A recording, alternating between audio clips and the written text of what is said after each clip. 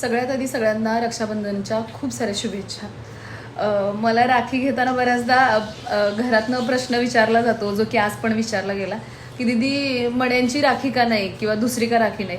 तर मला असं वाटतं की जेव्हा आपण लहानपणी वगैरे ते कापूस वगैरे मध्ये असलेला तुम्हाला माहिती आहे का, तर तशा राख्या असायच्या ज्या मोठ्या, तिला प्रॉपर जिला राखी आपण म्हणायचो. तर मी माझ्या भावाला हात दे